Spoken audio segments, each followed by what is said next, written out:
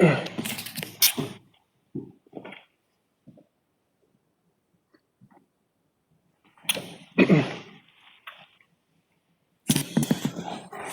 welcome back. Hope everyone had a good weekend. And yeah, so we're finishing up the kind of the first third of the class.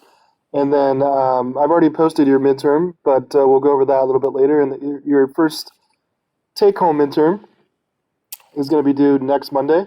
And so it's just like a little bit longer homework assignment, kind of nothing timed or anything. And so hopefully everyone. So sorry about the video from last week. That's the first time that's happened. So hopefully that's not an issue. But yeah, just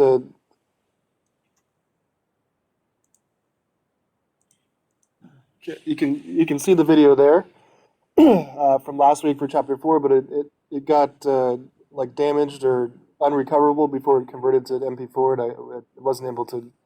You can see it here, but I can't play it and I can't do anything with it. So hopefully that doesn't happen again. But if there's any questions on last week's material, the chapter 4 elasticity, you can let me know because I think most people were here, but in case you wanted to watch the video and couldn't because the file got damaged, then let me know if you have any questions.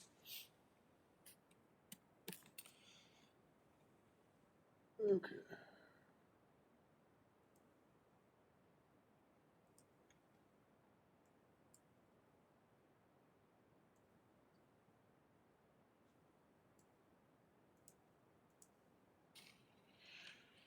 All right, so we're at this point here. So today we'll do. So chapter 5 it's rather short. Or I mean, I only want to do like a little section or some of it. So we'll spend the first half of today's session on that, and then the second half kind of talking about the midterm. We'll do some practice problems, and then the chapter 5 homework and the midterm 1, the take home midterm. Again, we'll both be due next Monday, March 8th, and then we'll be all caught up. All right, and so we'll get these two things submitted next week, and then we'll start probably chapter 6, and then you'll have your spring break next time. All right, so we'll go ahead and start on chapter 5.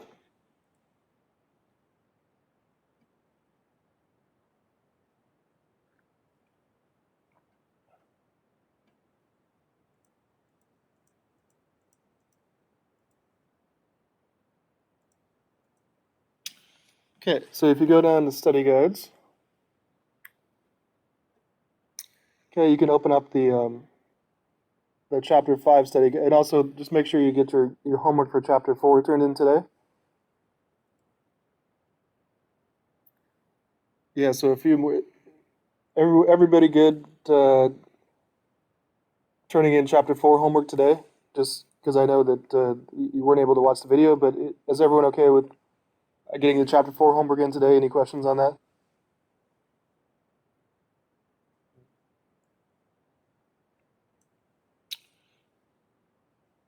All right, well, just make sure you do that if you haven't done so already. Chapter 4 homework goes there. That's due today. Right. No question. Okay, perfect. Okay, let's open up the chapter 5 study guide.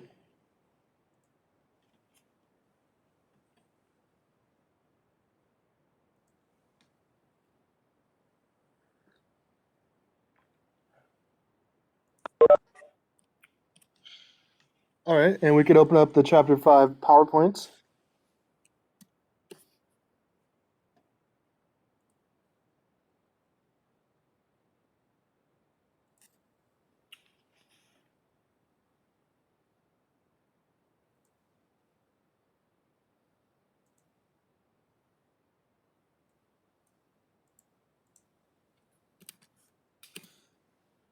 Okay, and then we'll do those things first, and then we'll get to the chapter 5 homework, which is pretty short, and then we'll get to the midterm, which is down here after we finish chapter 5. Okay. So a couple things on the agenda today, but I don't think chapter 5 will take quite as long as the regular chapters.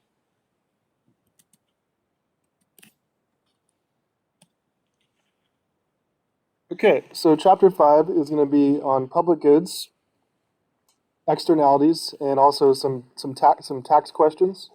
All right, so some relevant things here, and I'll point you to the things or the type of question you have to know for the take-home midterm, which is similar to the homework assignment.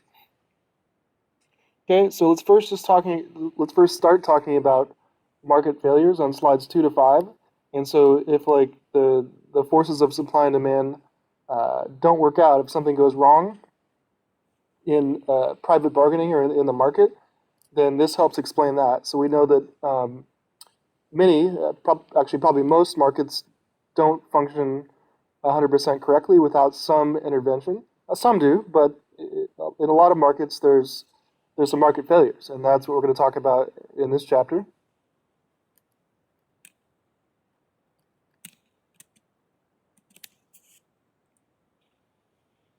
Okay, so a market failure is when the market fails to produce the right amount of the product, and so we're mostly concerned about the correct quantity, like the market quantity, not so much the price, because that can be influenced by how much is produced. And so when the quantity produced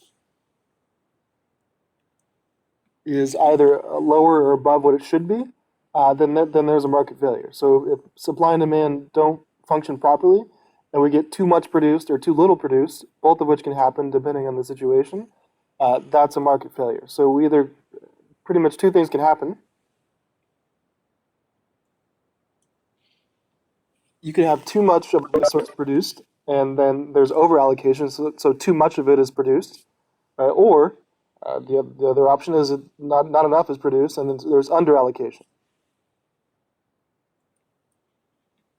Okay, so if something goes wrong and the market produces less than it should have or too much, then that's what we call a market failure. And there's a bunch of reasons why that can happen, and we'll try to talk about those here. Okay, so there can either be a demand side failure, a supply side failure, or both. But we try to isolate them because it's easier just to focus on one. So we're gonna think of a bunch of examples and how this applies to real world situations when we get to externalities. But first, let's just go over kind of the terms. So demand side failure is when it's impossible to charge customers what they're willing to pay. So a normal demand curve without any failures should reflect the market's willingness to pay at each point, right? So what the market's going to pay on the demand curve should be reflected there. But if there's a problem, if it doesn't state that actual willingness to pay, then there's a market failure. So if it's impossible or difficult to charge customers or all the customers what they're willing to pay, then there's going to be some kind of demand side failure. And essentially what that means is that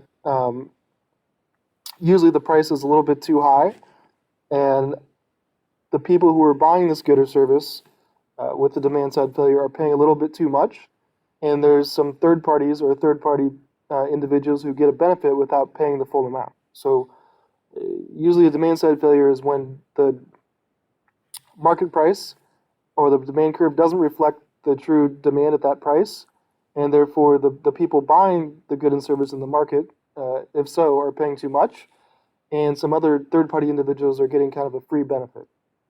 All right, so that's kind of the logic or the definition of a demand side failure.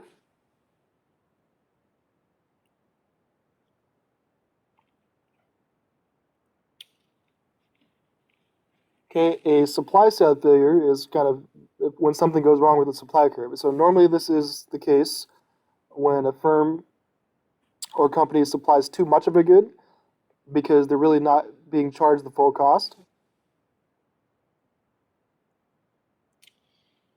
Okay, so basically when there's some other cost of production or the cost to produce, the firms aren't paying the full cost, and therefore they're supplying more or over allocating because they don't have to pay for some of the costs that aren't internalized in the market.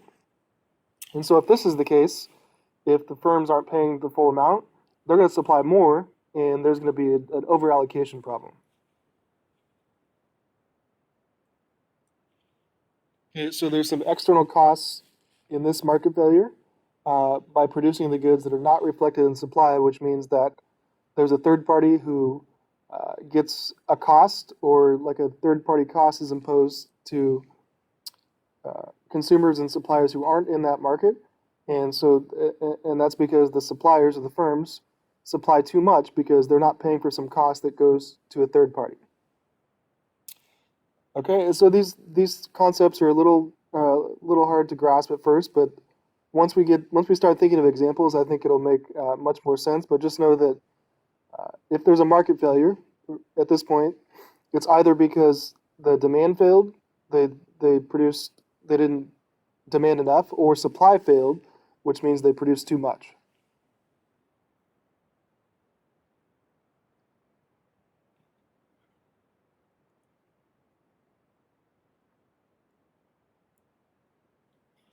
Okay, so for like from chapter 3, for an efficiently functioning market, that's got to be, you have to assume that demand reflects the consumer's true willingness to pay at each price, and you also have to assume that the supply curve reflects all the costs of production. If either of those things or both of those things are not true or violated, then there's some kind of market failure, whether it's from supply side or demand side or both. All right, so that's the idea of this chapter, is that we know how markets work, but sometimes there's a cost or benefit that goes to a third party that's not implicitly stated in the market, and that leads to a failure.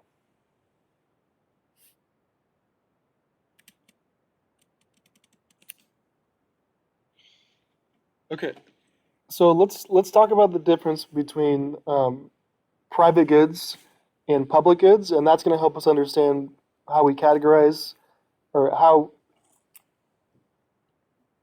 Let's see. So when goods are classified as private goods versus public goods, that determines, like, they basically become public because in a private atmosphere there would be a market failure, and so this kind of explains why some goods are provided publicly, like by government funds, and some goods are produced in the market. So let's first just define a private good on slide 7.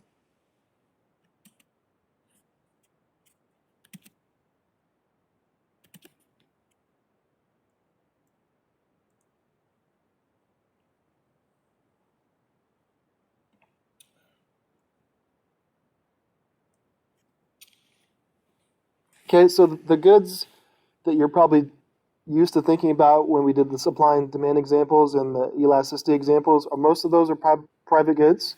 And so private goods are produced in the private sector by firms.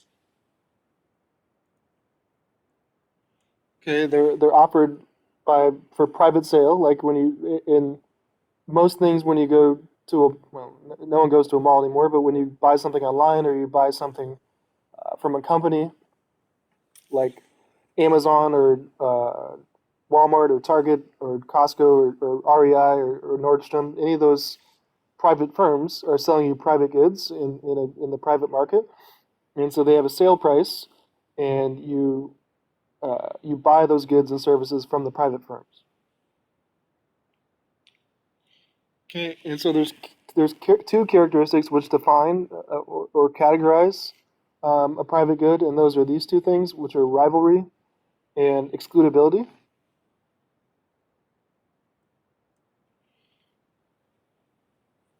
Okay, so most things that you typically think about buying on like a day-to-day or online shopping routine are private goods. So most of the things you buy online, or most of the groceries, you're buying goods from the private sector. So those goods, just take any example, like groceries from the grocery store. So if you go to the grocery store, you can categorize those goods with these two terms. And so rivalry means that, like, if one person or one customer or one household buys it, then it's taken, like, it's consumed. So not everyone can enjoy it at the same time. Like, it's rivalry because once someone buys that loaf of bread, or once someone buys that pound of bacon, it's off the market, and so it's rival because whoever pays the price gets to consume it, right? So it's rivalrous, and it goes to the person who buys the good or service.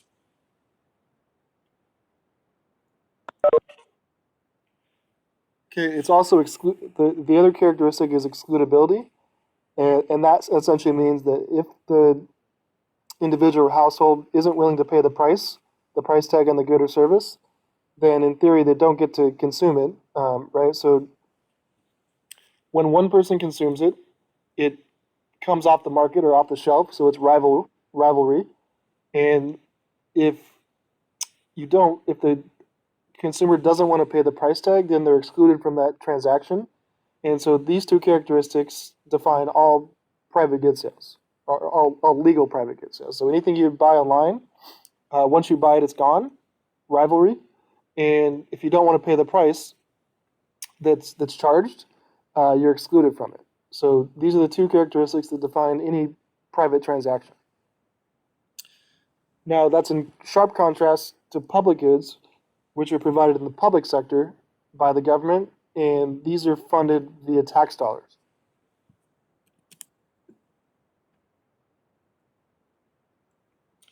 Okay, so public goods, slide 8, are kind of the polar opposite of private goods.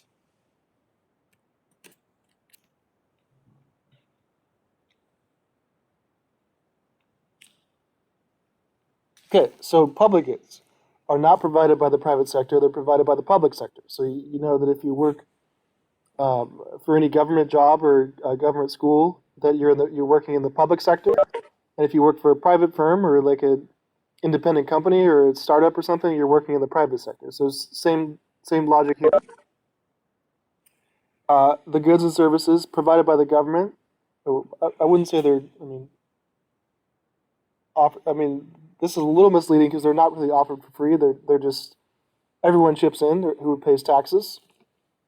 So public goods are funded by the government, but everyone that pays taxes gives the funds to the government to offer these goods and services.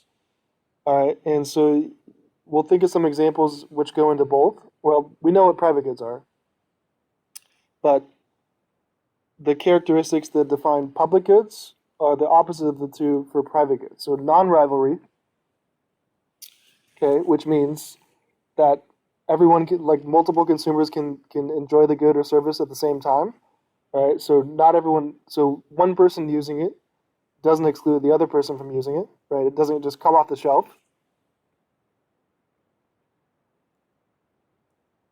All right, and because the good or service in the public sector is already funded, right, by your tax dollars, you don't have to pay to use it because it's already been the cost of your tax dollars is already internalized and paid the budget for this good or service. So everybody can use it at the same time, and you're not excluded because it's already been paid for, right? So you don't have to pay the price tag like you do if you bought something on Amazon. Okay, and this first let's make sure we got the distinction between private versus public. So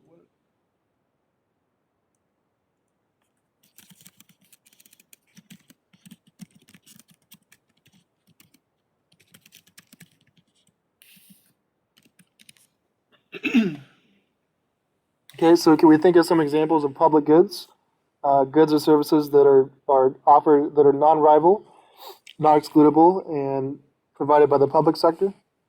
City bus, yep, that's correct. Right, so your tax dollars pay for that city bus. Uh, well, assuming that well, if it's in this situation, it would have to be like a free bus. Yeah, police, right? Everybody pays for the police department, right? That's funded by exactly. So, like a city, I just want to clarify that the city bus or public transportation that has a government budget, but oftentimes, like if you ride the Metrolink or something, you have to pay. You have to still have to pay to ride it, right? Yeah, public school, yes, police and public school are 100% public goods, but a city bus would be somewhat in between because a city bus is non-rival because a bunch of people can use it at the same time, but you still have to pay the ticket to ride. Okay, so healthcare is, well, it depends what kind of healthcare. So if we're talking about like if we're talking about healthcare that's funded like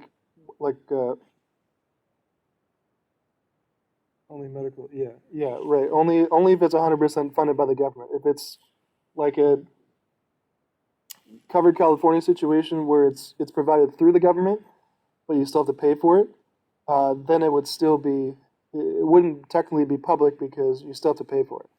And like if you get health insurance through your employer, that's not a public good because they're paying for it. So it's only if it's like 100% funded by the, like if you're on like 100% funded government, like what's the um,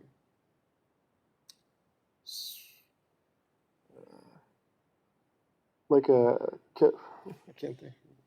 Anyway, the California um, public medical that funds 100% of it. Yeah, so only if it's 100% funded by the government. So Medi-Cal. Uh, well, only services.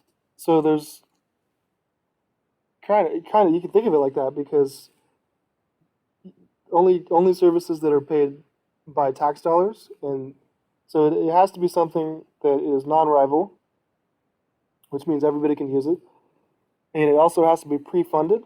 All right, so it's not excludable. So do you see the difference between like police are public goods because you don't have to, like, if you call the police or if someone else calls the police, you don't have to pay for that, uh, but because it's already been funded by tax dollars, and like somebody calling the police doesn't prevent you from also calling the police, so everybody can call the police.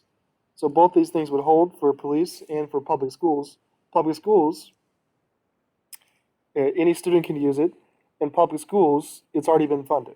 Now the difference between a city bus is it's been funded, but there's still a separate fee, so you're still excluded. So it wouldn't be 100% public. And the medical stuff, it really you have to make a caveat to say that only if it's 100% funded, because if you're still paying a monthly premium, then it's not public. Uh, yeah, park bathrooms. Those are, as long as you don't have to, unless there's like the little quarter slot. If there's the little quarter slot, I don't. Do they still have that where you like put the quarter in the little turner? Well, if that's the case, then no. But if it's just a free like rest stops on like Highway 5, those are public goods.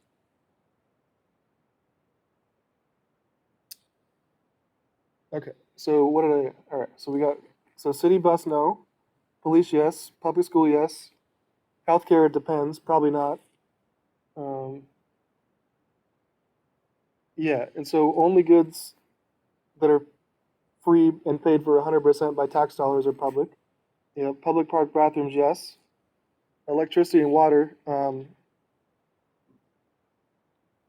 No, those are not public because they're provided by the public sector, but you still have to pay the like a monthly fee, right? So because if you don't pay your if you don't pay your dues or whatever they're called, like if you don't pay your bill every month, then you're excluded from using it because they'll shut the power and water off. So that's non-rival, but that's not excludable because uh, yeah, yeah. So right, you don't. Well, yeah. There's I don't think anybody gets free water or electricity. Okay, so yeah, police department, um, like national. So there's the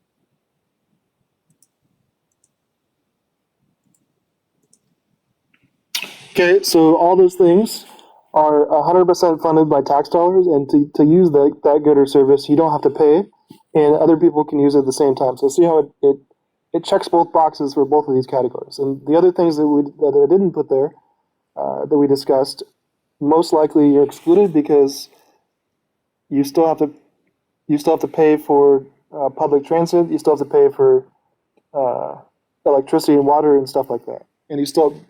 And most people still have to pay for healthcare. But if that's provided by all government funds, then it would be a public good.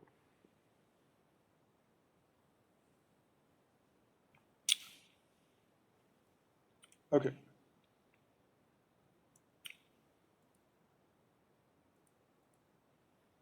So the free rider problem, it results if there's a market failure, and like this problem explains why a lot of goods become public.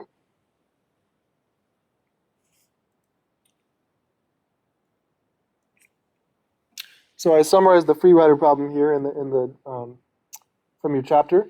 So here it is. So with non-rivalry and non-excludability, public goods suffer from the free rider problem. And so the free rider problem means that many people can benefit from the good without paying, making it unprofitable for firms to produce it, since they have no way to ensure that only paying consumers will enjoy the good. So what that means is if you tried to make any of these goods I listed.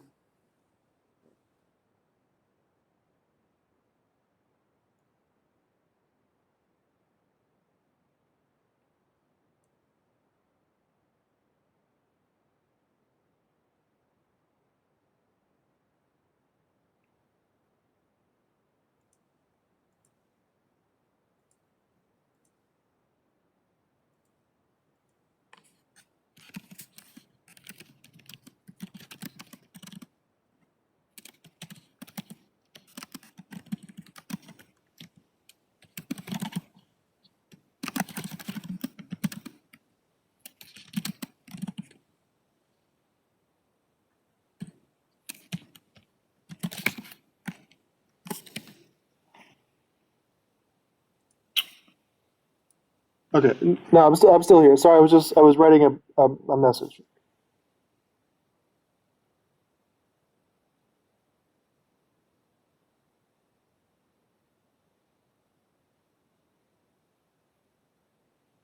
Okay, sorry. Yeah. So if you go through the list of things here, if you tried to make these things public, they wouldn't really be profitable because lots of people can enjoy the benefits without paying it's hard to know. Like if you made police a private good, then some people would be paying more and some people wouldn't pay at all. The same with like national defense and public parks. All these things are really impossible to charge each customer the correct price. And so therefore the only way to make it doable is to charge everyone via tax dollars and make these public goods. So you can see that all these things, police, national defense, public goods, public schools, public bathrooms, rest stops, public roads, it would not be profitable for any yeah, it would not be profitable for any private firm, most likely to provide these in the private market. And so, therefore, the best way to do it, because there'd be a free rider problem, is to have it be done by public good, by the government, which makes it a public good. So, if you made public parks, like if you charge an entry fee to public parks, then how would you know what to charge? And I think people would just jump the fence, and it's hard. And the same with public schools. So public schools, there's benefits that go beyond just the individual classrooms, and so therefore, everyone's usually willing to chip in for that because it's a public good. Okay. So the free rider problem. So the free rider public problem explains why many goods become public, and there's probably things that like from time to time there's discussions of making other things public. Like there's this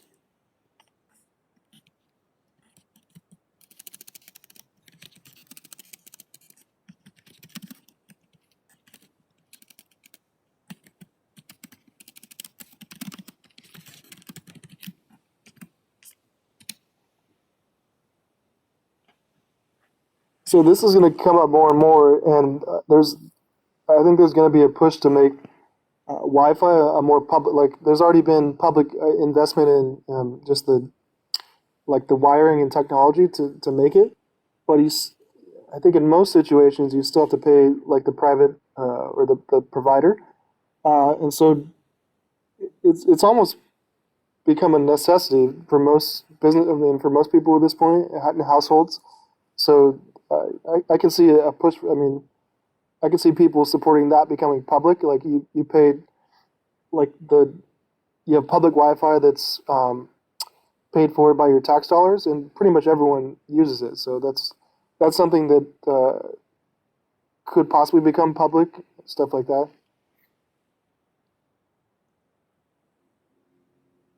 Yeah. Okay.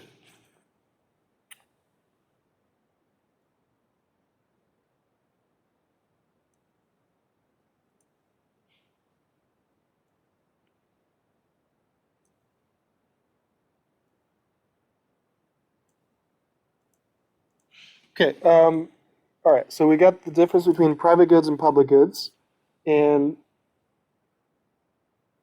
um, goods and services that would have a free rider problem often become public because they wouldn't be profitable in the private sector. So if you try to make some public goods private, you'll probably get this free rider problem, and that's why it's provided in the public market and not the private market, because most of these goods are impossible to regulate, and uh, private firms don't want to produce uh, goods and services that are better produced publicly.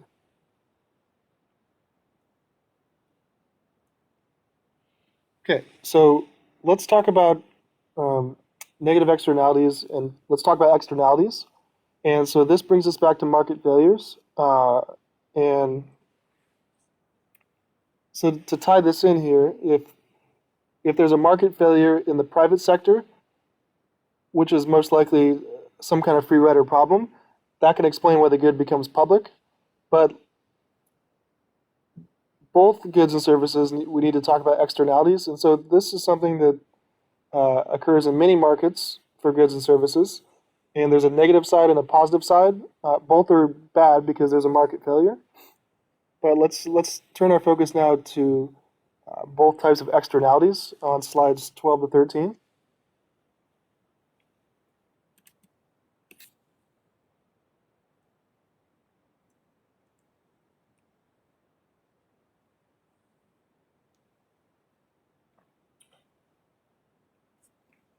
Okay, so this is the definition of an externality. So it's a cost or benefit. So this comes from some kind of market failure. So it's a cost or benefit accruing to a third party external to the transaction. So there's households or individuals that uh, acquire a cost or benefit from a private transaction who are not involved with that market. So there's a third party cost or benefit that gets imposed, or like the reason why it's called externality is because there's some external third party that, as a result of this, gets suffers from a cost or benefit, right? So there's two types in which this can occur, and the first is a positive externality. Okay, and so this is a demand side failure, market failure, which essentially means that too little is produced, and uh, the the individuals buying the good or service are paying too much, and they're funding a third party, external third party benefits. So there's a failure. And so it'll make more sense when we think of examples, but the the idea here is that this supply and demand curve is there's a market failure, and the demand curve is too low, and that's because the price being charged is too high because the consumers are paying for a benefit that goes to some other third party. Okay, and the other side is a negative externality.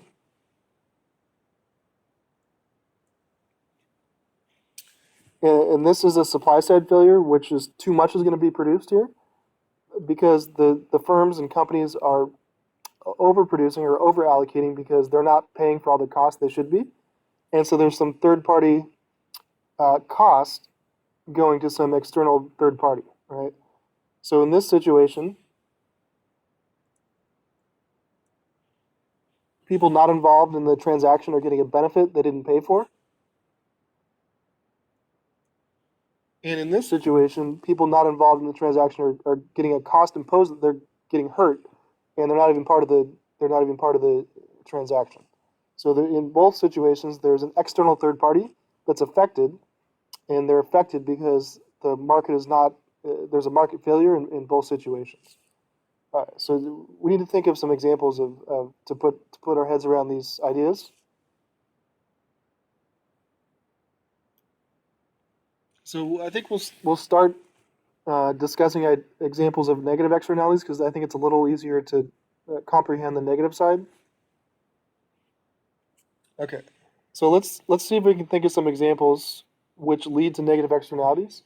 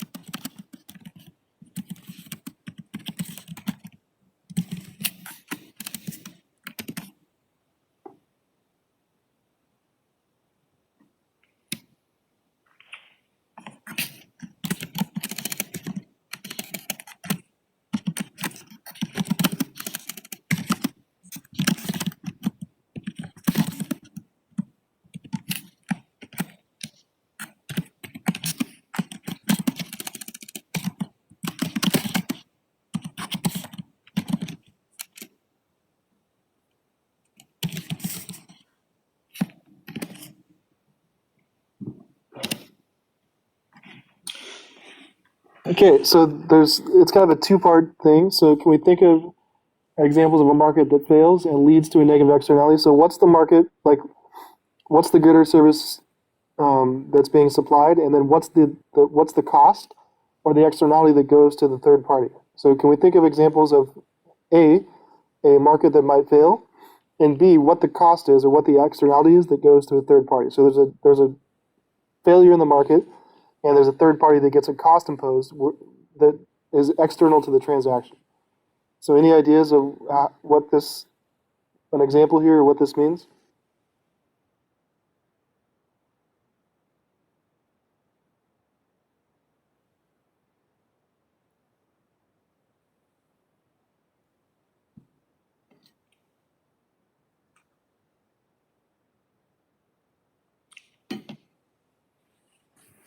Okay, well, so let's start with thinking of a type of market that might fail, and yeah, that's exactly an example I was looking for there. So right, yeah, gas or oil production, like the energy market. So because there's there's a externality that goes to a third party in the form of like pollution or carbon emissions. So if we look at like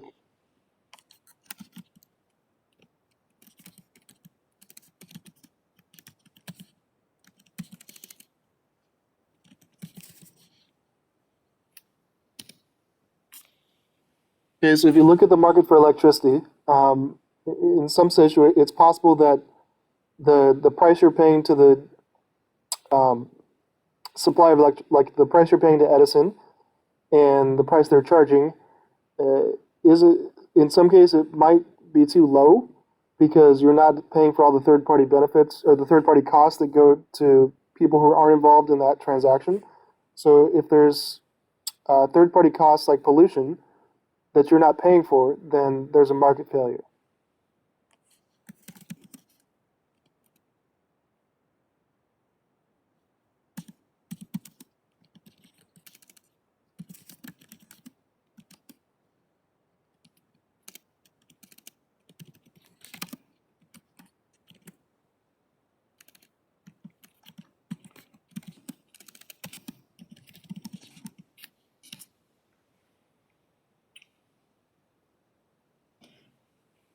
Okay, sorry. So do we see? So yeah, in like yeah, gas like gasoline or oil production, the same idea. So if the price that's charged at the gasoline pump doesn't also reflect the cost of pollution, if there's pollution involved from that production, then there's a market failure. So if the gas company isn't paying for the pollution and you're not paying for the pollution in the price of the good, then there's a market failure because some other third party or third parties are acquiring the negative externality or the cost of pollution without being because some other party is not paying the full amount. Okay, and so the same thing with any kind of pollution. So pollution is usually the best example of a negative externality because it's really one of the hardest things to price because that too, right? Water, right, that's exactly correct.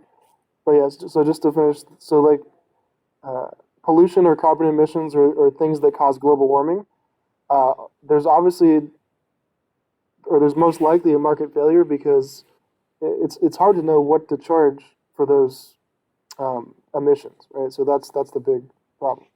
And so yeah, water pollution affecting fishermen. Yeah. So if there's like a oil spill or something, and that leads to uh, destruction of the habitat for the fishermen. Yeah, they weren't involved in that oil transaction, and yeah, that's exactly the idea there. So you got to think of the market that fails, and you got to think of the externality that goes to the third party. So all the markets that fail here are electricity, gasoline, fish, or I guess the what would the that one probably gasoline too, and then the third party cost is pollution or environmental damages to the fishing population.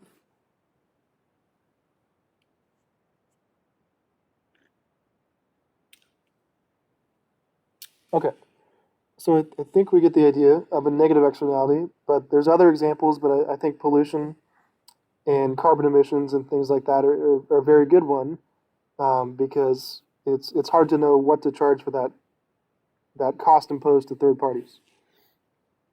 Okay, so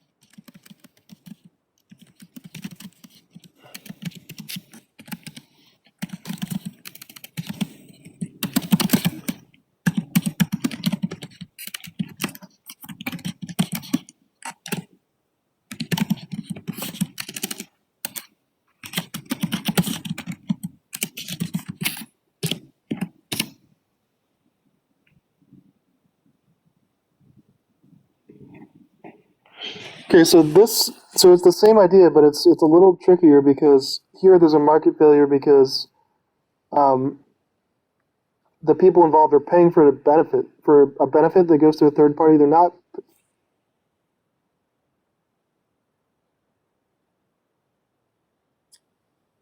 Gas prices dropping. No, that would still yeah, the gasoline thing is um,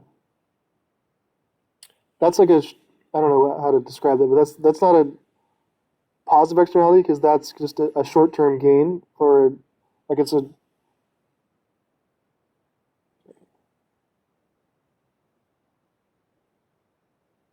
why do prices of gas fluctuate?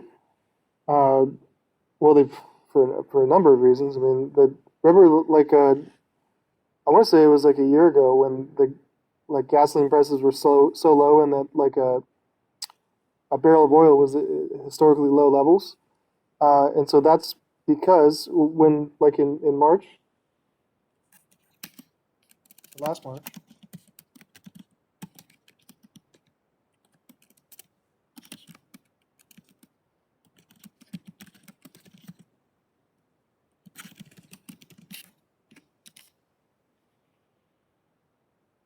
So remember last March, right when this the shutdown first began, and sometime around last March 15th.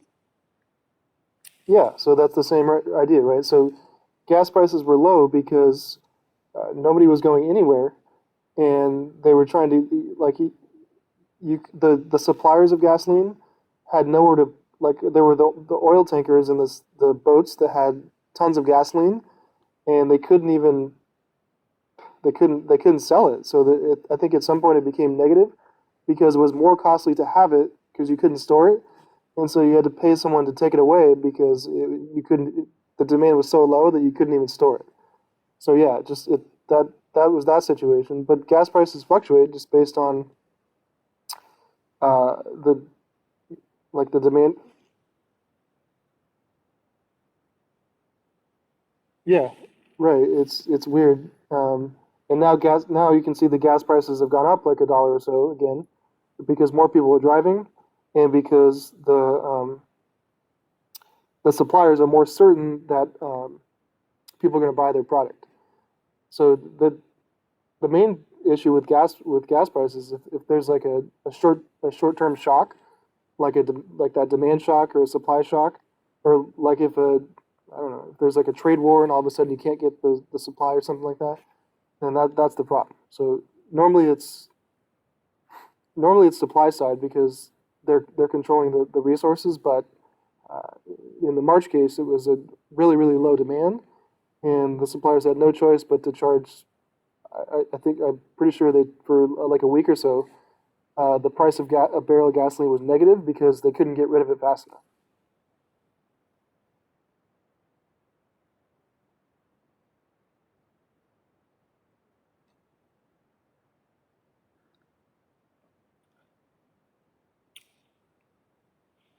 Yeah, yeah. So that one for positive externality is exactly yeah. That's correct because um,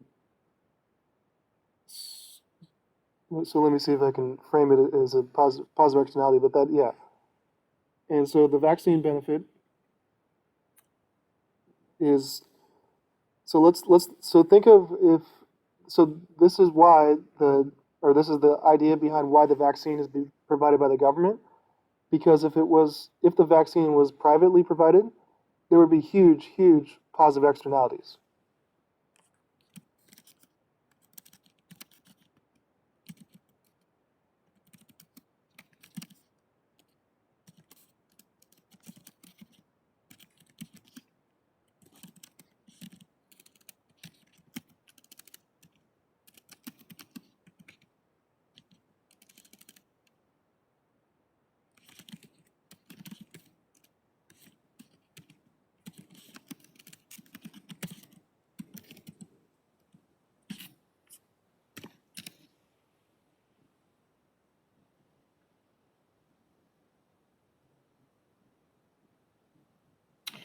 Okay, so just think. So this explains why there's a why this is or the idea about why this is provided as a public good.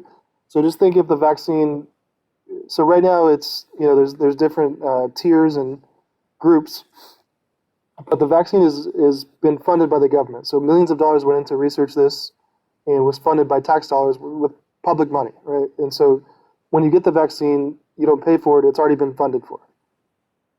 Now, if if we did it so you had to pay you essentially had like no tax dollars went to it, it just was a public good or private good, then less people would get it, the price would be really high, and the people who got the vaccine and paid the high price would be paying for benefits that went to people who did not get it, right? Because they didn't want to pay the price.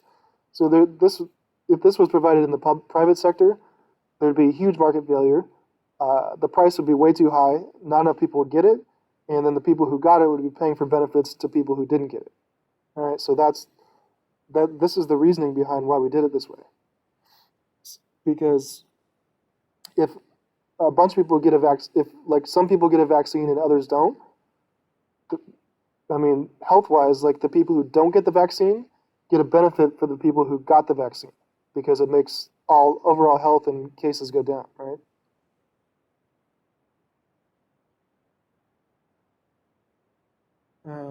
So yeah, that's a good example of a positive externality and why the government recognized that and decided that that should be provided via public good. So the question, would this align with the stimulus?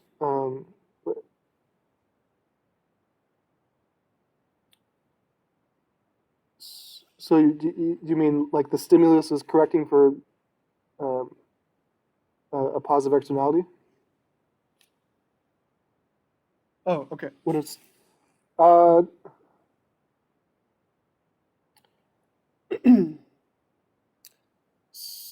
not so this the stimulus is, I mean, there's like there's a million things that go on in there, so it's I can't really describe it as just one market failure because uh, there's there's funds going to different groups and some people get money, some people don't. So I don't probably not. That's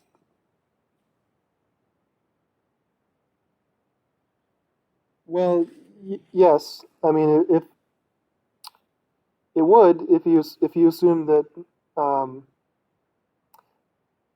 yeah, that's true. It just it doesn't really fit as a um, positive externality because it's going like to do the positive externality example. I'm just picking one good or service and showing what the specific um, benefit was to the third party.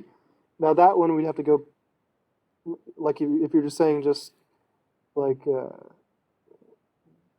lack of economic growth is the externality that maybe. But yeah, the idea is that it's a the stimulus is a public service funded by tax dollars and funded by government bonds that's supposed to boost the economy, right? So that's the idea. I just don't know that if we would categorize that action as a public good, or I'm sorry, as a positive externality.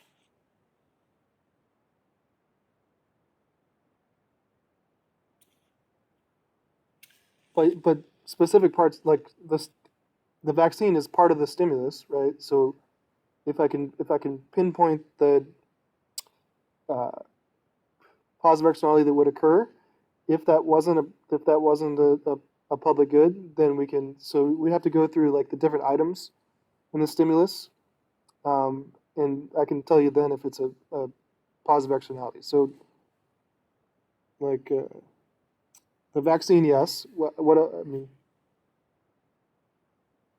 maybe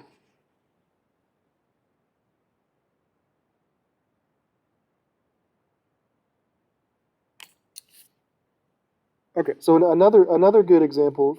Did I answer your question, Thomas?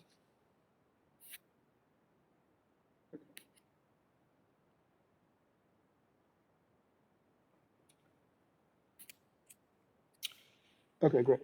All right. So far we have that the vaccine uh, in the private sector would cause a market failure, and that's why it's being provided by the government because they're correcting for that uh, positive externality that would have gone to people who didn't get the vaccine. Okay, so even though a lot of people, or even though some people are not going to get the vaccine, they're still going to get some benefits from the people who got the vaccine. All right, so that's the argument for it being a public good.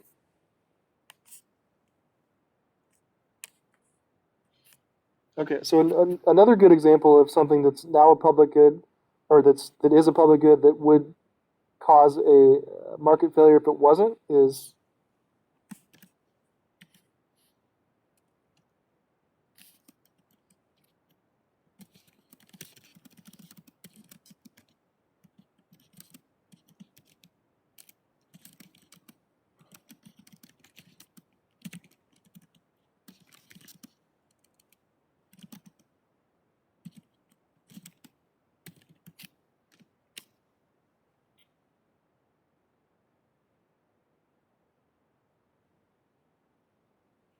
okay. So I mean, there are private options, but anyone can get K through 12 education publicly. Like their schools, like any student can go through can get public K through 12 education. And so if you think about how the system how that would work out if it was only private, what would happen is that like the tuition, the price would be higher. A lot of lower income families and kids probably wouldn't be able to go and wouldn't go, and there'd be a higher price, and other people who didn't go to the school would get benefits from the people who pay the higher price for the school. So the good idea for providing public K through 12 education is that everyone around gets benefits, like not just the individual people going to the schools. The families get benefits for smarter kids. The local businesses and firms get benefits for having better employees. And so the benefits go well beyond the schools. And so I think most people are willing to pay for public dollars to go to K through 12 education because there's public benefits that go beyond just student teacher. And if that was provided only privately, the price would be way too high, I think.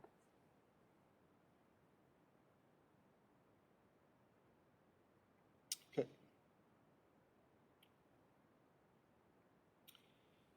All right. So questions on public or negative externalities or positive externalities are kind of I think we get the idea, but it's kind of a difficult concept. But I think we've got some good examples. So yeah.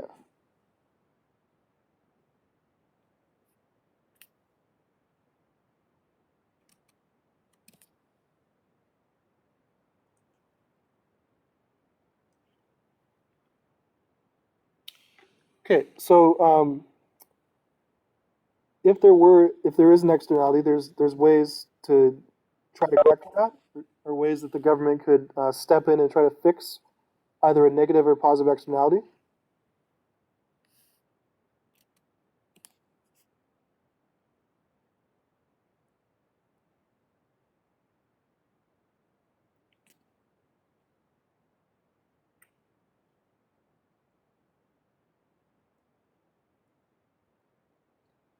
Okay. Oh, so this slide 13, shows graphically how you don't have to know this for your test or homework, but this just shows uh, kind of graphically the supply and demand failure. So a negative externality, you see the firm or the supply curve is higher than it should be because the firms aren't paying for that third party cost, right? So they supply more and there's over allocation. So this outward supply curve is the externality or is the market failure. And a positive externality in panel B shows that demand is lower because they're paying for those third party benefits. And so therefore there's under allocation because demand is lower than it should be due to the higher price. Because like if this was the vaccine market and it was provided privately, there'd be much less vaccines going around because the price would be a lot higher, and the people who paid that high price would pay for benefits that went to a third party. So positive externality, the demand curve is too low, and negative externality, the supply curve is too high.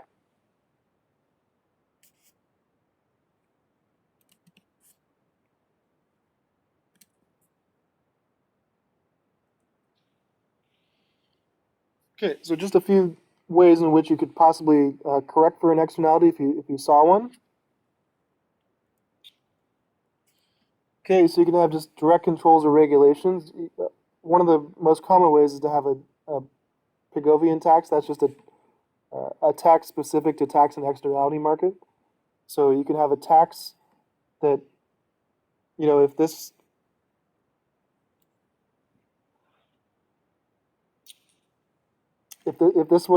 panel A, the negative externality was the supply and demand curve for electricity, and the suppliers were supplying too much because they weren't being charged or they weren't paying for the pollution.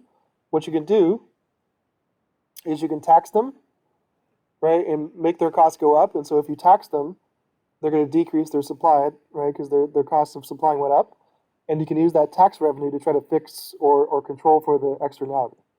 So a good attempted way to fix a negative externality is tax the suppliers, and then they reduce supply, and then you also use that tax revenue to try to reduce pollution.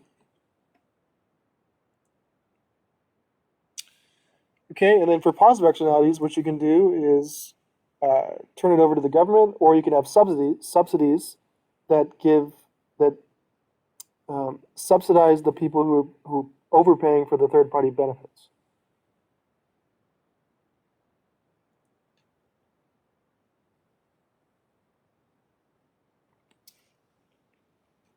Okay, so see here the graphical analysis, and again, you don't have to know this for your homework or exam, but you can just see the idea that here's your negative externality in panel A. Supply is too high, you tax them, and because that tax makes their cost of supplying higher, they decrease supply, okay, and you reduce the quantity like it should be, and you can use that tax revenue to clean up the externality. Now for this one, the positive externality, so here demand was too low because they're paying for a benefit that went to a third party not involved. So what you can do is give subsidies to either the suppliers or either the consumers, demanders, or the suppliers, and that would make it better for them to supply or consume. That would increase the optimal quantity, and then you correct for that over. You get so if this was a private failure for the vaccine, you can give subsidies to those individuals, and because of that, there'd be more consumption of the vaccine to get it from this queue to this queue, right? So for to possibly correct for a negative externality, you want to tax suppliers. To possibly correct for a positive externality, you want to subsidize either suppliers or consumers.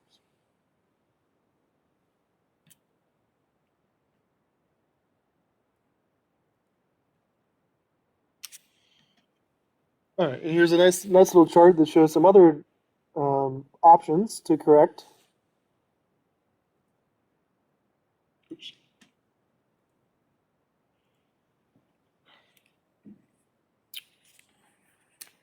Okay, so a negative externality, you have spillover cost to a third party, which means you have overproduction.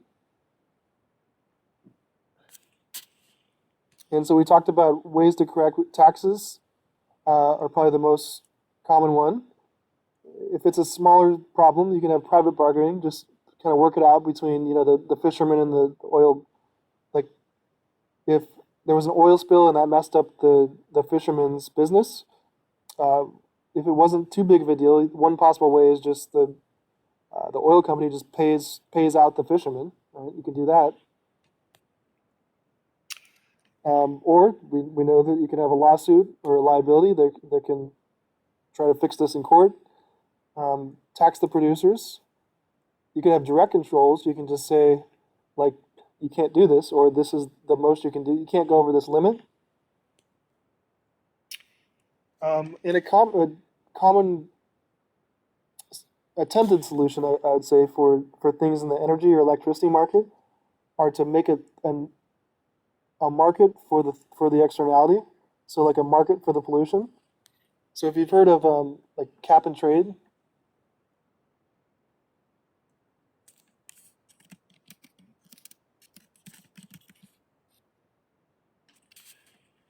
So cap and trade was a attempted solution for pollution as a third party cost. And so what you do essentially is you say, like, that there's going to be some pollution, and so you put a cap on it, like a maximum, saying like this is the total amount that we're going to allow to be polluted. So the max cap is like whatever tons of pollution. So you can't go over that. And then what they do is they make the permits, like individual permits to pollute, and therefore it's supposed to work out in that if you want to pollute more, you have to buy permits from someone else, and so you have to pay more to pollute. And if you want to pollute, like if you're running clean energy or not polluting as much, you can sell your permits to another firm that wants to pollute more. So it's supposed to work out like that, but it doesn't know. It's hard to know what the cap is, I guess.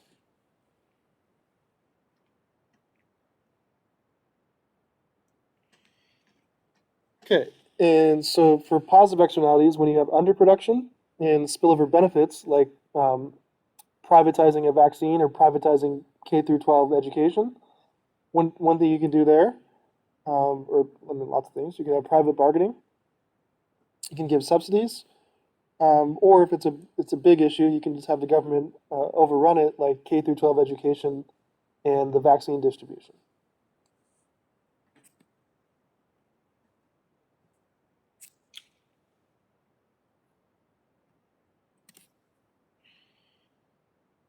Okay.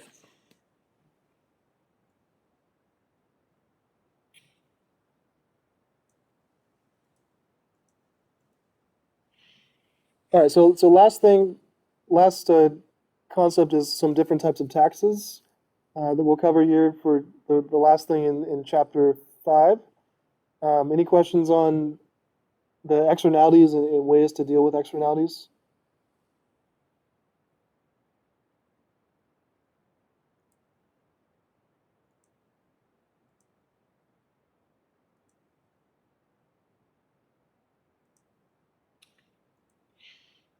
All right.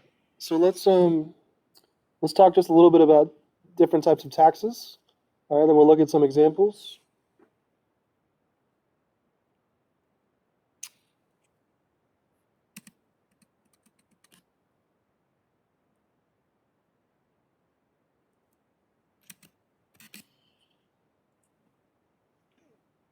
Okay, so slides 20 to 21 shows essentially the three types of taxes, and so you can define a tax system as one of these three terms.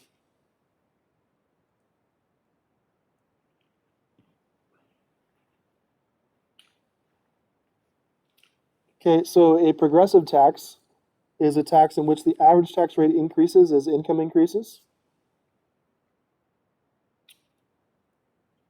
A regressive tax, at the average tax rate declines as income increases, and proportional.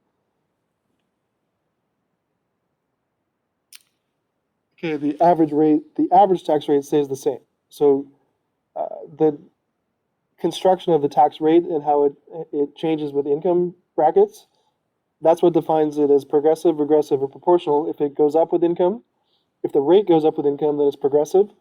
If the rate goes down with income, it's regressive, and if the rate stays the same, it's proportional. And so this next slide gives some examples of things that fit all the categories.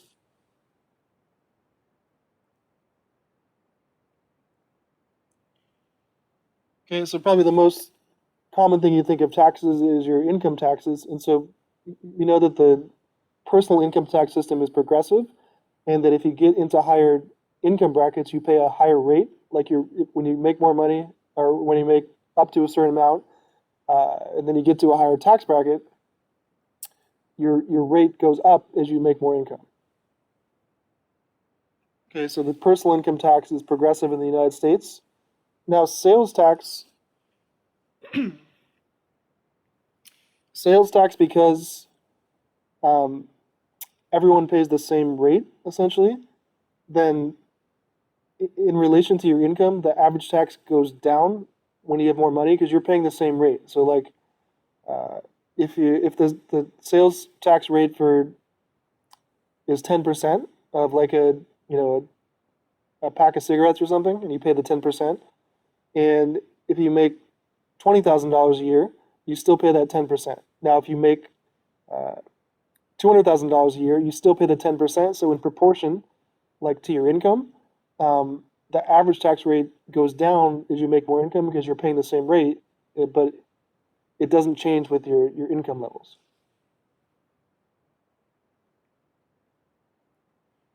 Okay, and corporate taxes are proportional to how much the firm makes, and so that would be a proportional system. So see how it depends on how the average tax rate changes based on where your income goes. So if your income goes up and you pay a higher rate, it's progressive. If your income goes down and you pay a lower rate, essentially it's regressive. And if your income goes up and you pay the same, it's proportional.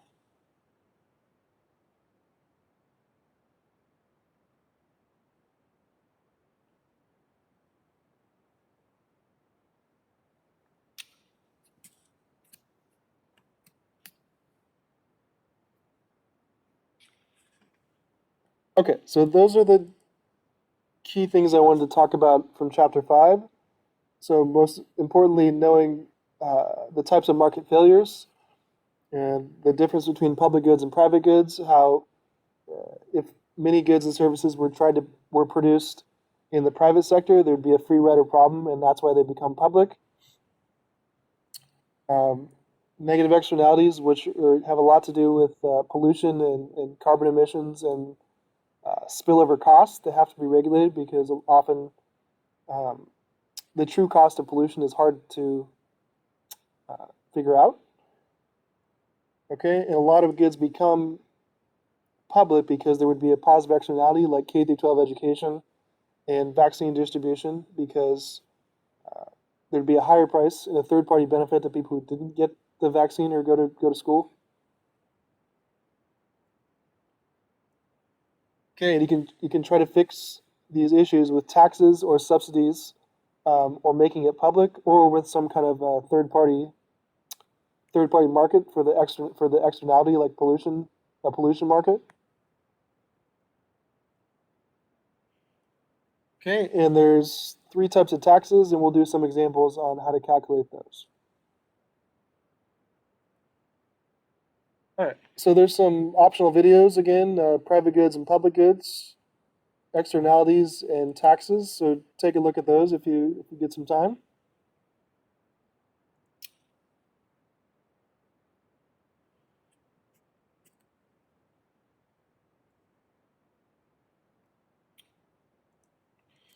Okay, so let's look at some examples. So number one, contrast the characteristics of private goods with those of contrast the characteristics of those of public goods with those of private goods, and why won't private firms produce public goods? So remember, the two characteristics that define a private good are rivalry and excludability. Okay, so when somebody buys it, it's off the shelf, and if you don't pay the price tag, you're excluded. And the two terms that define public goods are non-rival and non-excludable. So remember, you have to go through and make sure it checks both boxes. So make sure that uh, multiple consumers can use it at the same time, like a park or the police department, and there's not a separate price tag.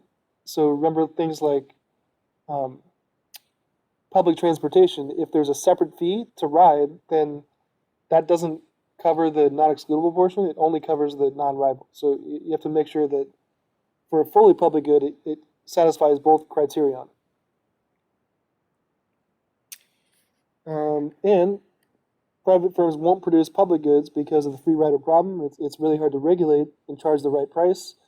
It's not profitable, so a lot of goods are best provided by the public sector, like police departments, national defense, parks, things like that.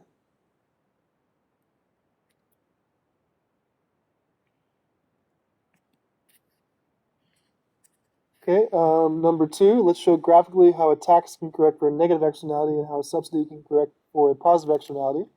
All right, so this is just a graph from your slide, and you don't have to do this on the homework, so you can just look and see how um, if you have an overproduction, too much supply from a negative externality, you can tax them, make them reduce their supply, uh, get the over allocation reduced, and use that tax money to fix the pollution or whatever the problem is. And then if you have a positive externality, um, if you don't want to make it public, you can try to give a subsidy to the consumers, right, and make them consume more, or give a subsidy to suppliers and make them supply more. Either way, you want to get that number up of what's produced, right? So you want to get more schools or more vaccines. If you didn't want to go the fully public route, you can try to use subsidies.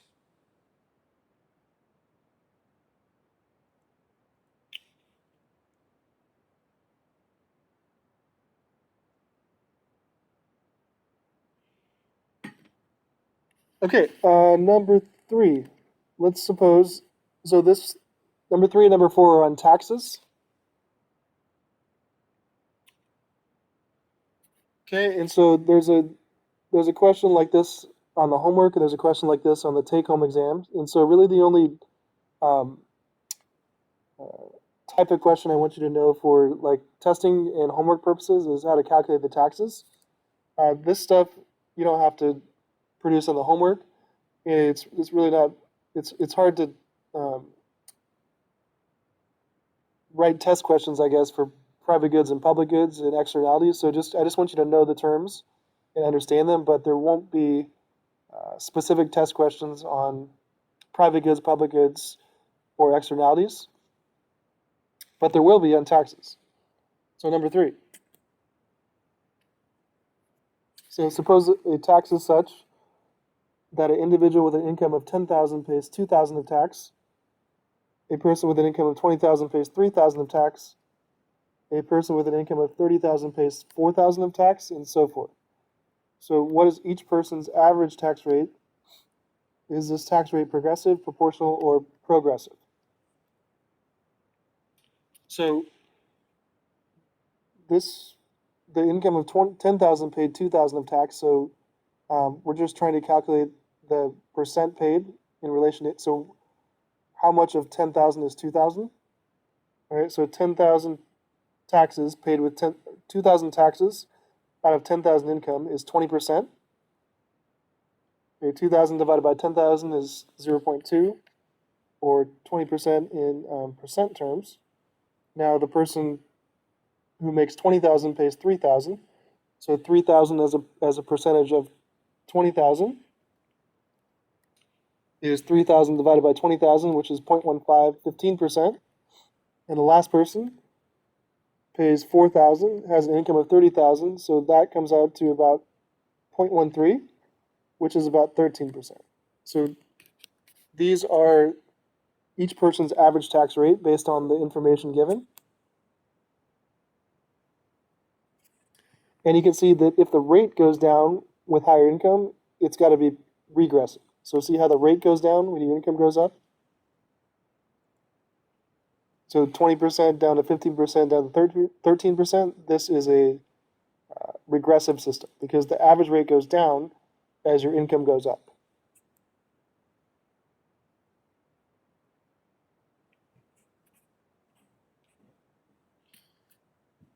Okay. Number 4.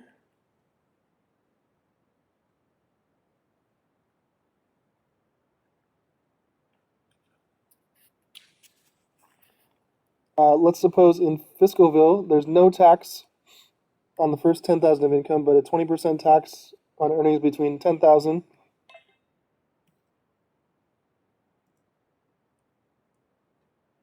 and 20,000, a 30% tax on income between 20,000 and 30,000, and then any income above 30,000 is taxed at 40%. So if your income is 50,000, how much will you pay in taxes? And let's also determine the marginal rate, which is the rate for the next dollar of income earned, the average tax rate, and is this a progressive tax? So the first thing I just want to do here is just make a little, like a chart of the information. So I just listed the income brackets and the tax rates right here. Okay, so I just showed that the first 10,000 no tax. Between this range, 10,000 to 20,000, you pay 20%. Between this range, 20,000 to 30,000, you pay 30%, and anything above 30,000 is taxed at 40%.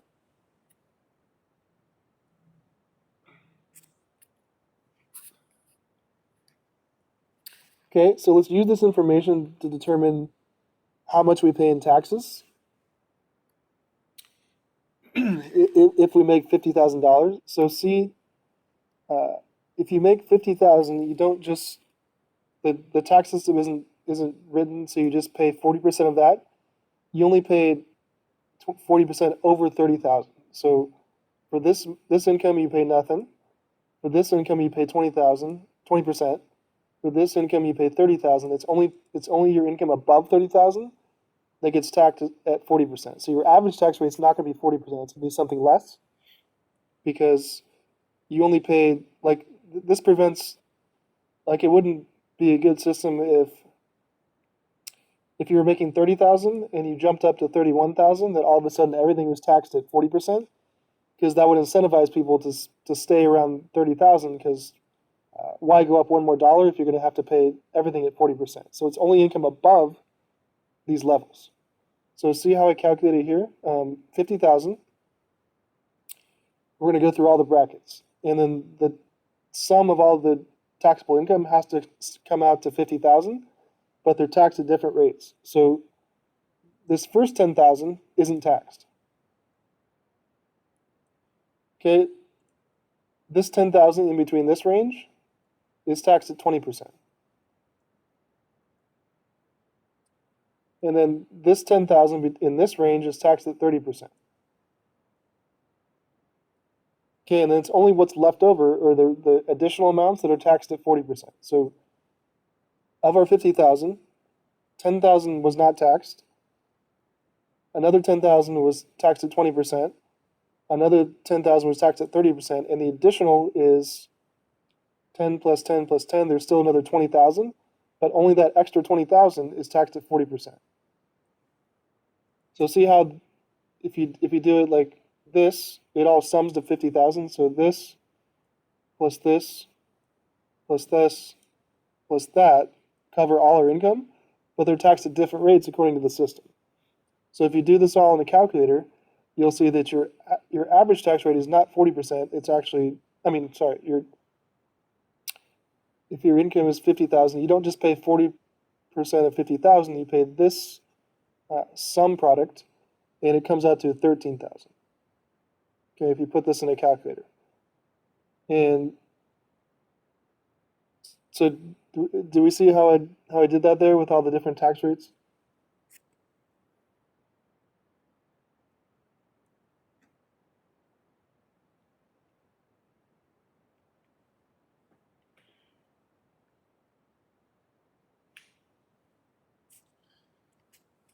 Okay, so yeah, so just make sure you go through all the rates, and it's a nice question, because this is how your taxes are actually calculated, like when you do it on TurboTax. If you go into a higher tax bracket, you don't just jump all your income into the higher tax bracket. You only pay the extra income. Okay, so you still get to pay the lower amount at the lower rates. All right, and so the marginal tax rate is the tax rate on the next dollar earned. And so since in this system we're already at the maximum rate, that means any more dollars earned are going to be taxed at 40%. So everything above 50,000 is taxed at 40%. So that means the rate on the margin is 40%.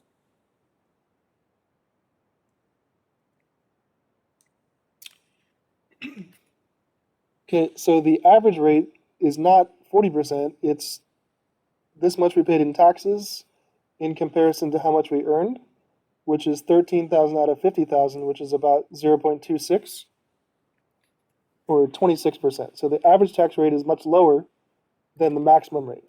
So the average tax rate for this person would be about 26%. And the last question, is this progressive? That's yes, because you can see that as we get into higher income levels, the tax rate goes up. So you earn more money, the rate goes up.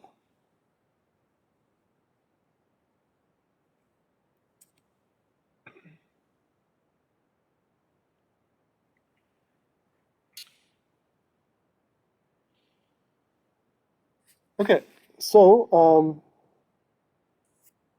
that.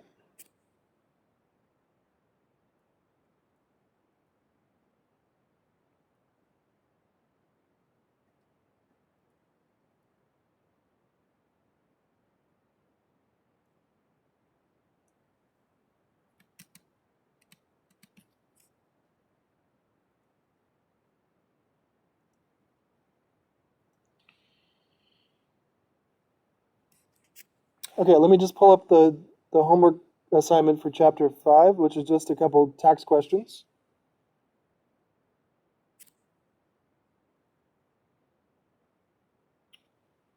Okay, so we're almost done with the first third of the class, I guess. Homework chapter 5.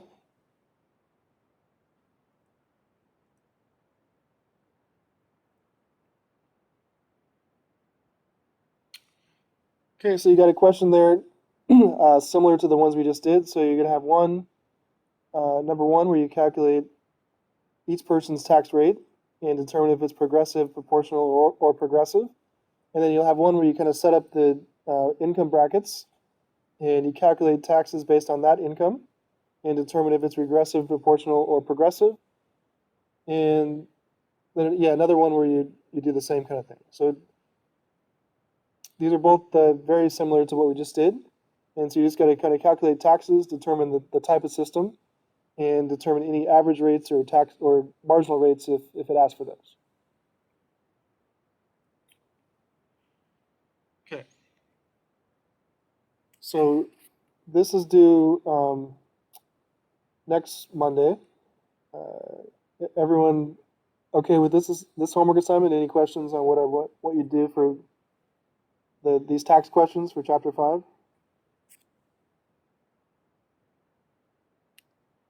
Okay.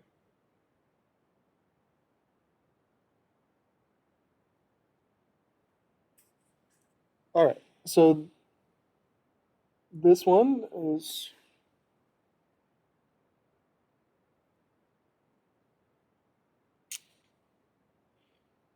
okay. So chapter 5 homework goes here by next Monday. All right. So that shouldn't take you too long. Let me know if you have any questions on those tax questions.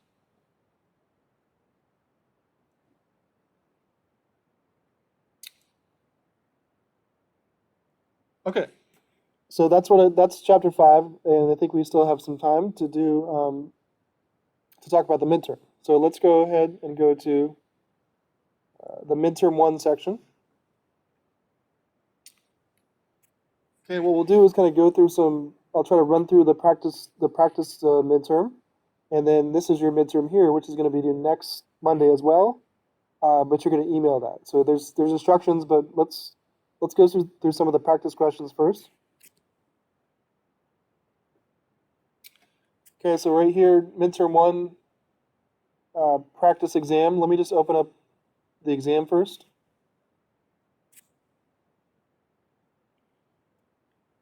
Okay, so this is the practice exam, so don't submit this one. We already have my solutions. But your exam is going to have a budget line question from chapter 1, a revenue, cost, and profit question from chapter 2, a supply and demand question from chapter 3, one elasticity question from chapter 4, and then one tax question from chapter 5. So there's one question on each chapter, and the types of questions should be somewhat familiar if you did the homework assignments. So there's 5 questions, 20 points each, and it's basically like a long homework assignment. Okay. So this one is a practice exam I designed, so we can go through this one just to make sure we're good on all the types of questions. Okay, so if you click on practice exam midterm 1 solutions.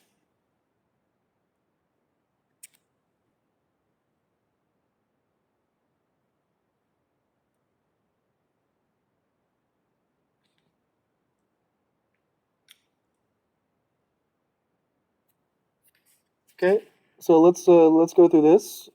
Here's the practice exam. Okay. So number 1 is going to be on a budget line question that we did in your chapter 1 homework in chapter 1. So here, suppose your budget is $10, and to maximize utility, you decide to spend all of your income on coconuts and melons. The price of coconuts is $2, and the price of melons is $1. So first, we've done this, but you're going to construct a table showing the combinations of the 2 products that are available. So what are all the ways you can spend your $10 on the 2 goods in relation to their price? Okay, so coconuts are $2 and melons are $1. So you could buy 5 coconuts at $2. That's $10. You can buy 4 coconuts and 2 melons. Or if you wanted to go the other extreme, you can buy 10 melons at $1, and all of these combinations will give you $10. So these are all the ways in which you can spend $10 given the price of the 2 goods. All right, and then part B, you're going to draw a budget line. And then what's the slope of the budget line and the opportunity cost of each good? So remember, to draw the budget line, you can just plot the points. And so we can buy up to 10 melons. We can buy up to 5 coconuts, or these other points, 5 and 0, 2 and 4, and so on. So if you set up the chart, all you gotta do is plot the points and draw the budget line there. And so again, for this one, you can do it in Excel like I did, or you can just draw it on graphing paper, whatever's best for your getting it done. All right, remember the slope of the budget line is always negative px over py. So it doesn't really matter. You can define either good as x or y, as long as you do it correctly. So in this case,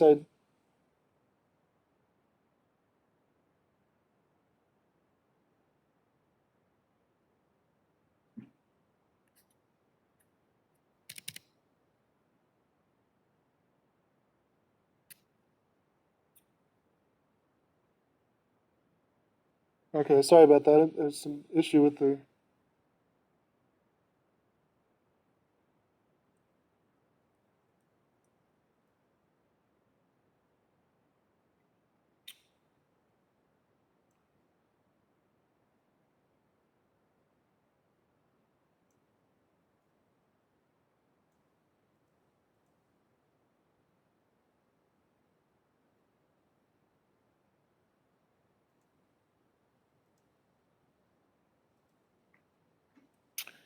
Okay. So the slope of the budget line is negative px over py. All right, and that means that I put the coconuts are good x, and I put the melons are good y. So that means the price of coconuts is $2, and the price of melons is y. So if you just put negative 2 over 1, you get a slope of negative 2.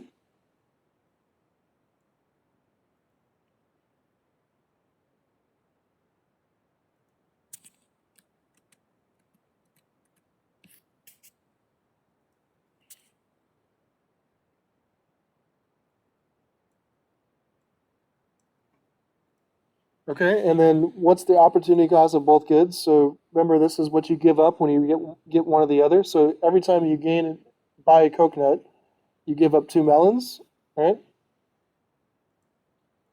So every time you gain a coconut, the opportunity cost is minus 2 melons. All right, and then for the other good, which is melons, okay, every time you buy 2 melons, you give up 1 coconut. So plus 2 melons equals minus 1 coconut. If you divide by 2, you get that 1 melon. The opportunity cost is giving up a half a coconut. So minus 1 half coconut. So the opportunity cost of a coconut is 2 melons, and the opportunity cost of a melon is half a coconut.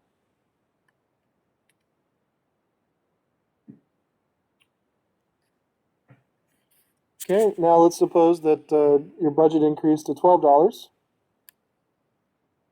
and you can construct the new budget line. So you have an extra $12 at which you can spend. So you can see that your intercepts, you can buy an extra 2 melons, or you can buy an extra coconut. Your budget line shifts out, right? And D, let's suppose that due to increased demand for cocktails served in coconuts, the price of coconuts increased to $4. So nothing else happens except the price of coconuts goes up from $2 to $4. Now what happens? That's going to reduce your purchasing power for coconuts because they got more expensive, given your budget. So nothing happened to melons. You can still buy 12 if you want, but you can only buy a maximum of 3 coconuts now because the price of them doubled. So before you could buy 6, but because of your budget and the fact that they doubled in price, you can only buy a maximum of 3, and the new budget line kind of looks like that.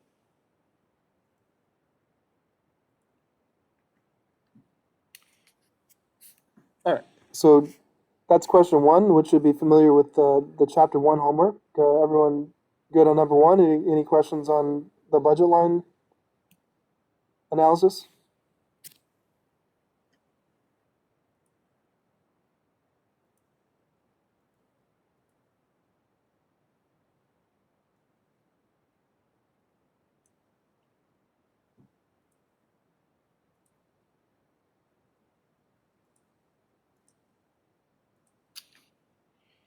Okay, so number 2 is going to be a question on the revenue, cost, and profit example that we had one from the chapter 2 homework. So here's another example. With current technology, suppose DVD Inc. is producing 100,000 DVDs daily, and assume that the least cost combination of resources in producing those DVDs is 1,000 units of labor, 100 units of land, 100 units of capital, and 1 unit of entrepreneurial ability, selling at prices of 10, 700, 800, and 900 respectively.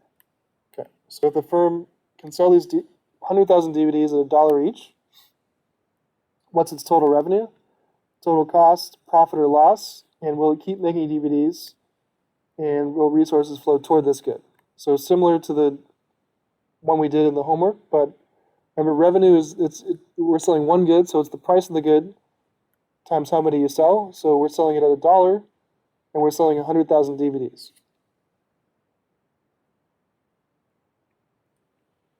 So $1 times 100,000 units is $100,000. Okay, we got to pay for labor. We need 1,000 units at $10.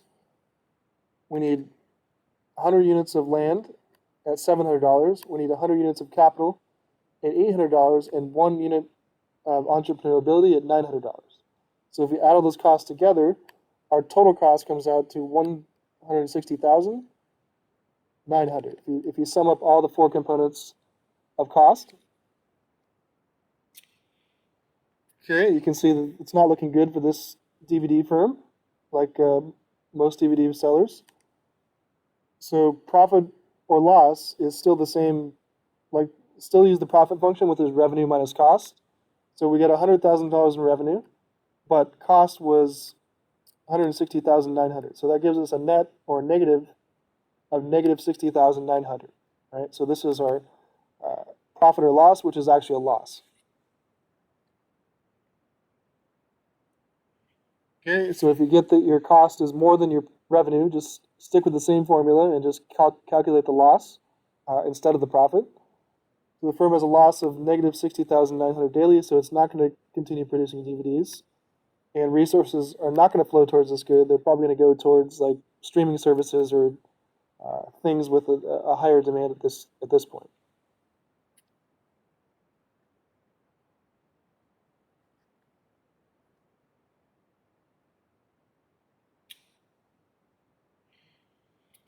Okay, we're good on that one.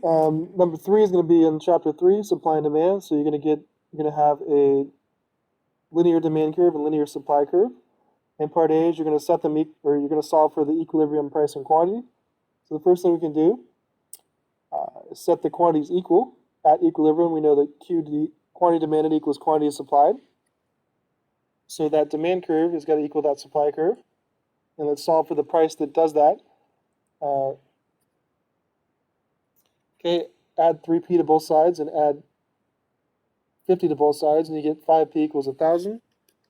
Divide both sides by 5, and you get 1,000 divided by 5, which gives us a price of $200.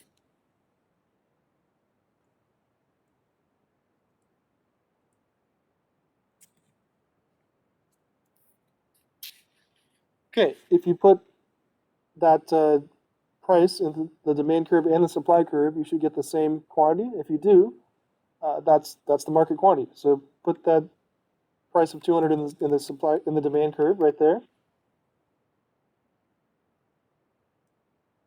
We get QD equals 950 minus 600, or QD equals 350.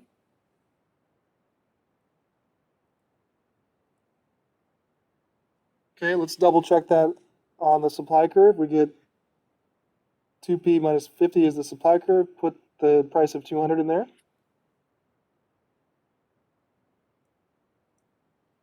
And we get quantity supplied equals 400 minus 50, which is 350. Okay, so at that price, demand is 350, supply is 350, and obviously our market quantity is going to be 350. So Q star is 350 and P star is 200.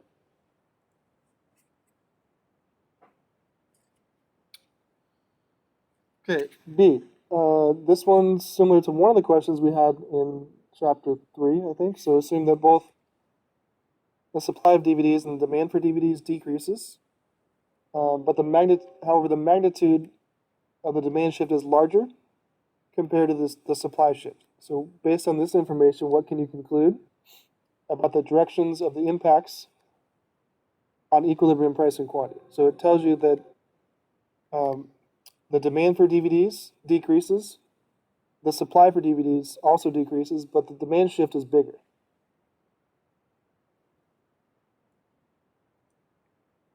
Okay, so if supply and demand both go down, you know the new market quantity has to be lower, right? Both curves shifted to the left. There's got to be Q star is going to decrease.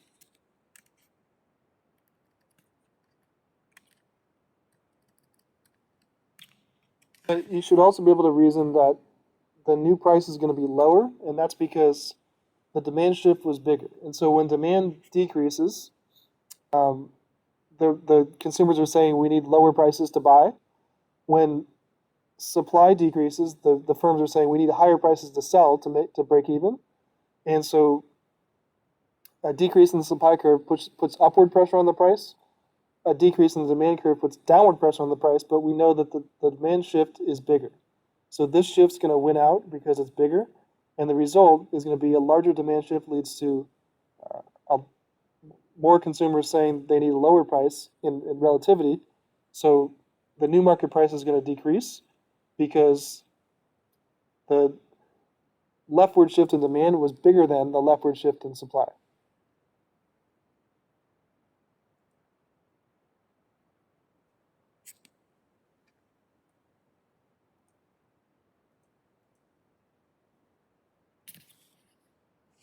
Okay, number 4.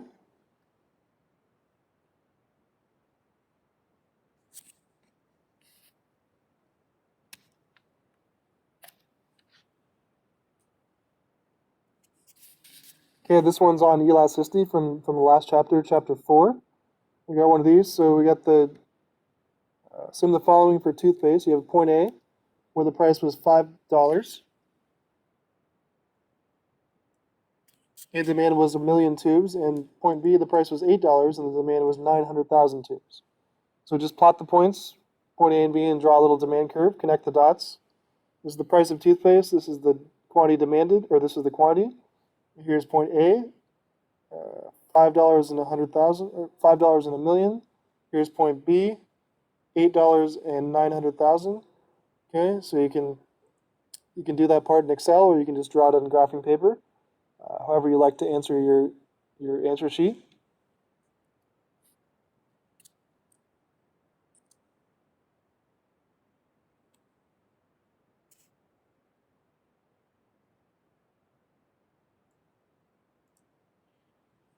Okay, and then B, when price rises from $5 to $8, what's the price elasticity of demand for this good?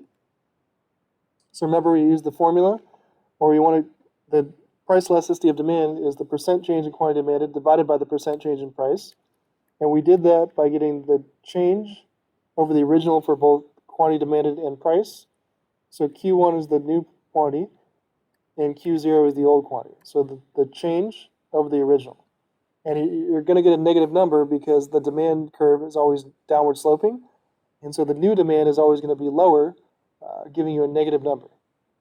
So Q1 is the newer demand, 900,000. Okay, minus the original Q0, 1,000,000 divided by 1,000,000. So the change over the original. And then the price went up to 5, so the new price is 8. Price went up to 8. The new price is 8. The original price is 5, so you get 8 minus 5 divided by 5, the change over the original. And if you do this in a calculator or work it out, you should get something like negative 0.17. And part C is, would you classify that good as relatively elastic or relatively inelastic? Okay, all you got to do is take the absolute value and compare that to 1. Anything less than 1, inelastic. Anything bigger than 1, elastic. So 0.17, much less than 1, meaning that the change in demand was much less than the percent change in price. Okay, so this good is relatively inelastic.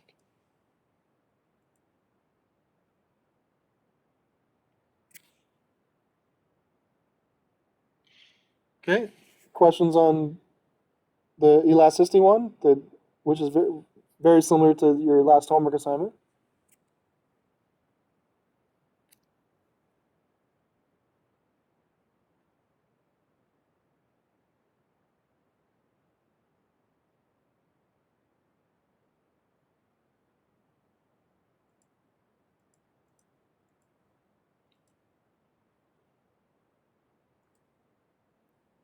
All right, and then the last one's going to be on taxes. So this is what we just did, but shouldn't be too bad. So the practice one here with the solutions is number 5 on taxes. Suppose in LA there's no tax on the first 40,000 earned. There's a 15% tax on earnings between 40,000 and 50,000. 17.5% tax on income between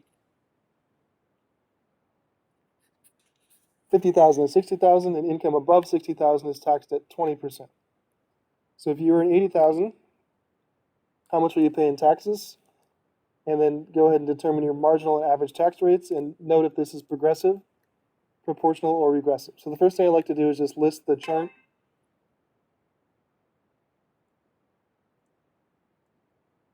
List the chart showing the income bracket and the tax rate. All right, so we know that the first 40,000 no tax. This 50,000, 40,000 to 50,000 you pay 15%. 50,000 to 60,000 you pay 17.5%. Anything above 60,000 you get a tax at 20%. But remember, you only get taxed at 20% on income above 60,000, not all your income. Okay, so if you make 80,000, you're going to pay nothing on the first 40,000. 15% of this range, which is 10,000 total. Then 17.5% on this range, which is 10,000 total. And so you paid 40,000 at 0, 10,000 at 15%, 10,000 at 17.5%. That means you have an additional 40, 50, an extra 20,000. Okay, so this is 40, 60, 40, 50, 60. But you have an extra 20,000 above this that gets taxed at 20%. So that last 20,000 is going to be taxed at 20%. And so I'd say that the big thing, or a common mistake here, is make sure you get the decimals right. So just know that 17.5 in decimal terms is 0.175. Okay, so always move the decimal over 2. So make sure you're getting if there's a 0.5, just make sure you're not messing up the decimal here. So decimal terms, 17.5% is 0.175. Okay, if you calculate this out, you should get that your taxes paid are $7,250. And what is the marginal tax rate? The tax rate on the next marginal dollar earned. You're already in the highest tax bracket, so any extra dollar is going to be taxed at that highest rate of 20%. Okay, the average tax rate is the taxes you paid in proportion to your income. So you paid $7,250. You made 8,000, so 7,250 out of 8,000, 80,000 is about 0.09, which gives you an average rate of 9%. Okay, so, and then because the tax rate goes up with your income, it would be a progressive system.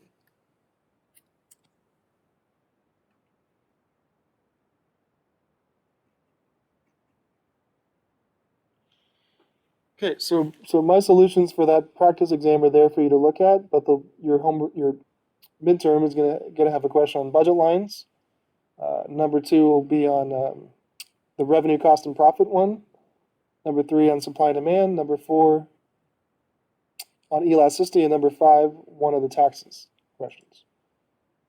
So 5 types of questions. Any questions on any of these types?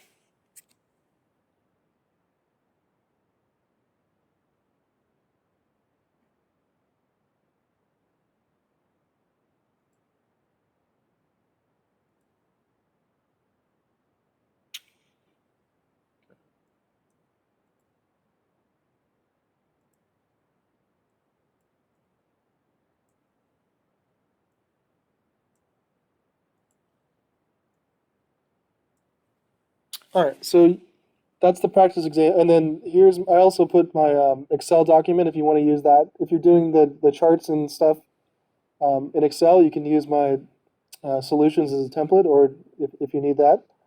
So the practice exam, there's the same document as in Word and PDF, and the solutions we just went through in Word document, and then the Excel file, which has the graph stuff. Now this one, midterm 1, spring 2021, this is the one you have to do for your take-home exam. Okay, so you can open the Word document or the PDF. It's the same exact thing. It's whatever you want to work with. Question is, so will there be class on Monday? Yeah, there's class on Monday because the following Monday there's the spring break. So yeah, so we'll have class on Monday. Um, yeah, but the next Monday. So the midterm is due Monday, but we are going to have class. Yeah.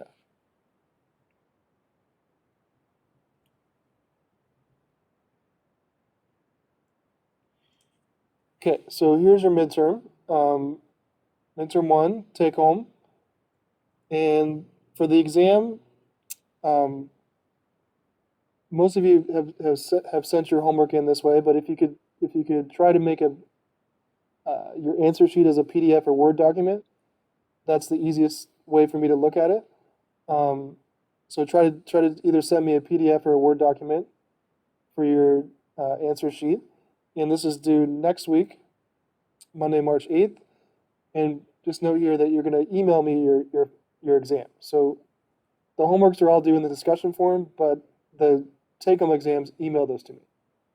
So just email me your answer sheet in a PDF or Word document to my normal email address. So don't post this to Blackboard. Email me your answer sheet for the take-home midterm. All right, and those instructions are here. Email address with the date, which is next week. Yeah.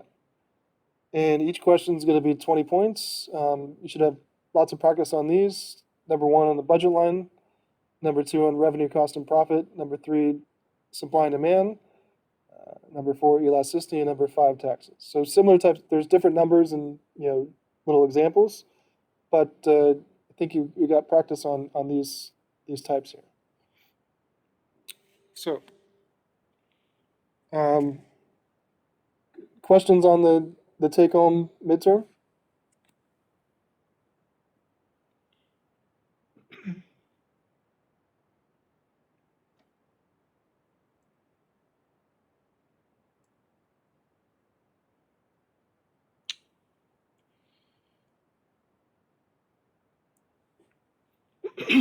Okay, so all right, so I think oh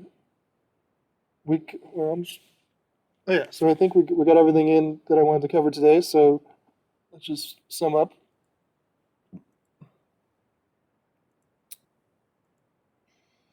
Okay, so chapter 4 homework is due today in the discussion forum. Right there. The chapter 5 homework is due next week, Monday, March 8th. So this is bumped a week because of President's Day. So chapter 5 homework is due next week right here. Also next week, importantly next week, you have your take-home midterm due March 8th. And then that'll get us all caught up. Okay, so these two, the chapter 5 homework and the midterm, both due on March 8th.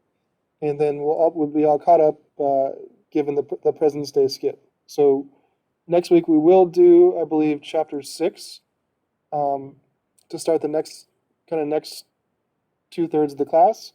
But then your spring break is, I believe, the following week. So midterm and chapter 5 homework due next week. We have a meeting, and then the following week, Monday, March 15th, that's spring break. There's no meeting. So there won't be anything due that week, obviously, because it's spring break. Okay, and then make sure you send me your answer sheet for your midterm via email in a PDF or a Word document. Okay, so everybody good on all that information?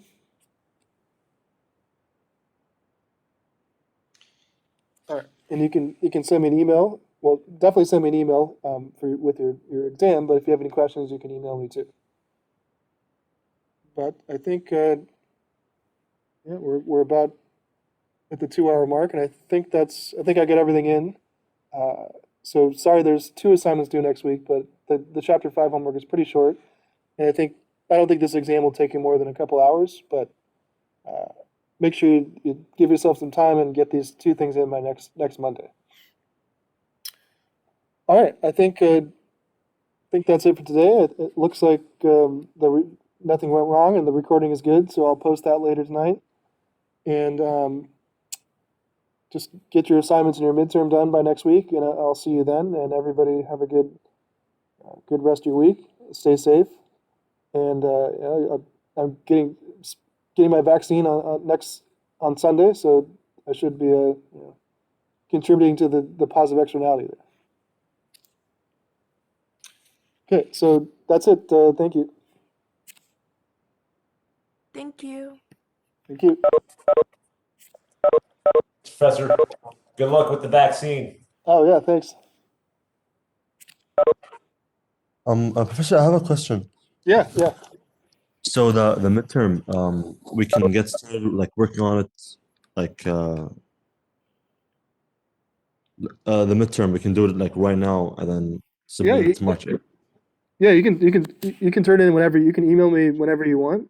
It just has to be emailed by March 8th. You can email me tonight if you want, but so just Okay. email me whenever you're done. But it's not officially due until March 8th. All right. Thank you, sir. Yep, you're welcome.